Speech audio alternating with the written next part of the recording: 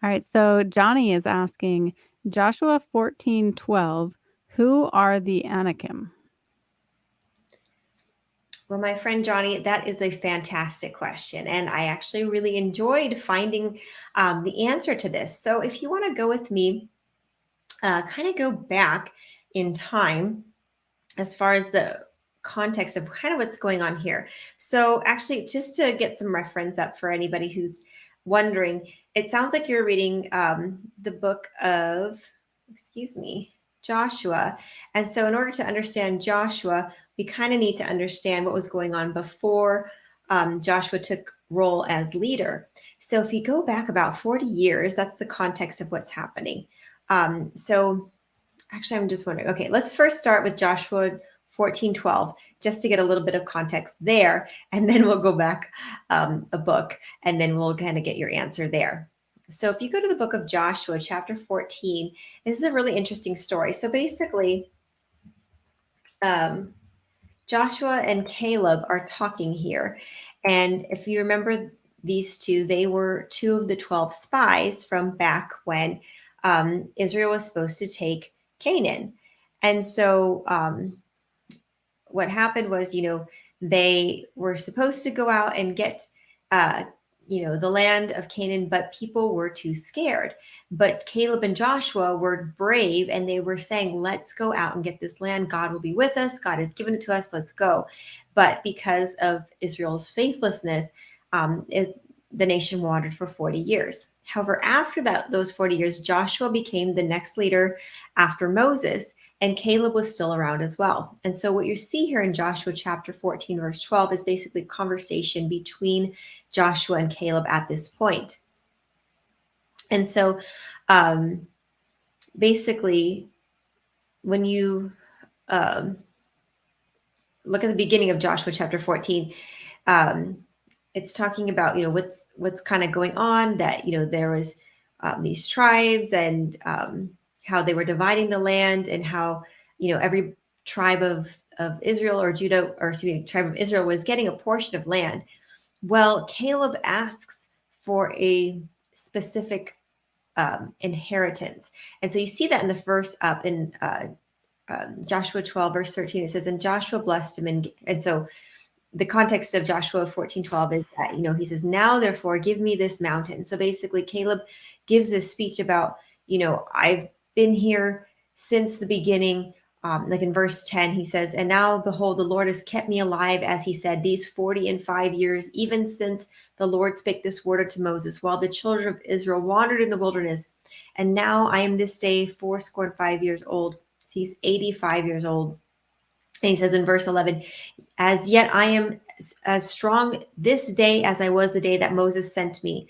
So Caleb is saying, hey, it's been 45 years since I was a spy with you, Joshua. And he's saying, but I'm just as strong today as I was then. And he's just as eager now to receive the land and the promise that God has promised to him and his people. And so in verse 12, this is basically, he says, now therefore give me this mountain. He's asking for a specific land of a mountain, which we see, becomes his. And it says, wherefore the Lord spake this day, for thou hast heard in the day that how the Anakims were there, and the cities were great and fenced. If so be the Lord will be with me, then I shall be able to drive them out, as the Lord said. So Caleb is like, look, it's been 45 years. I've been waiting. I am ready. I am still able to, ready and willing to do the will of the Lord and get this promised land. And so that's kind of the context of what's going on. So who are the Anakins then? These people that were there, and they were there 40 plus years ago. If you go to Deuteronomy chapter 1 and verse 28, it talks about basically the context of this. And I'm sorry, I'm having a little issue with my computer today. Bear with me 1 second. I don't know why my mouse wants to do things that I'm not telling it to do. So I apologize. So, Deuteronomy chapter 1.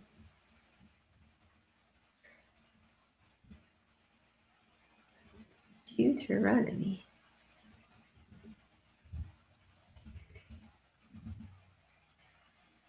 And I apologize, guys. Like I said, we're having some technical issues today. All right, I'm just going to talk say to you. Deuteronomy chapter 1, verse 28 is basically the context of when the 12 spies went out and people were afraid, but because they saw giants. Now, Deuteronomy chapter 2, verse 12 is where we see Joshua destroys most of them. And so these Anakims, these were people that were not just giants, they were like the giant of the giants.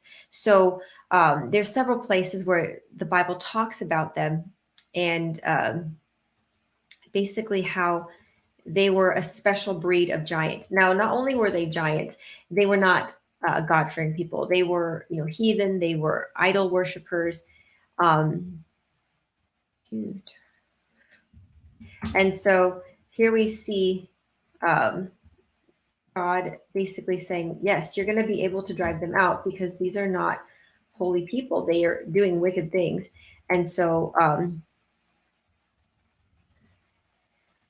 basically here we see, they're first mentioned when Joshua and Caleb were being sent out in Deuteronomy chapter 1, verse 28. They said, whither shall we go up? Our brethren have discouraged our hearts, saying, the people is greater and taller than we.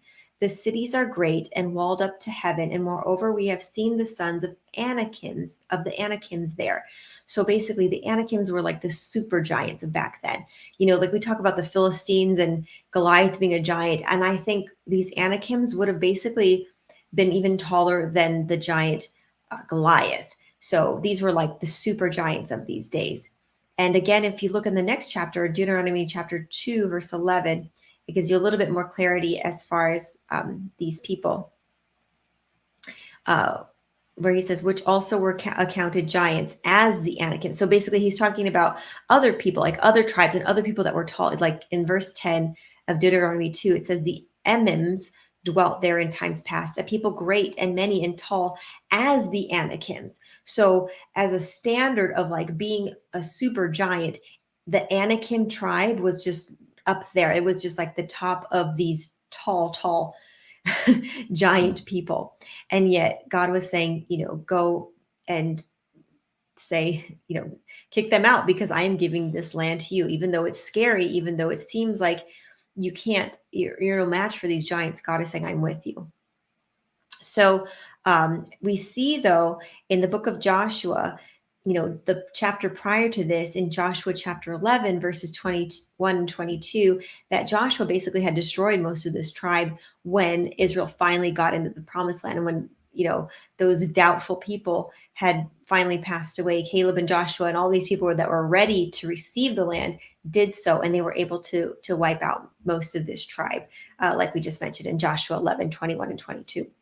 So I hope that answers your questions. Yes, the Anakims were giants, and yet they were no match for God's people when they were actually, filled with the Holy Spirit and willing to go forward and receive the promise that God had for them. So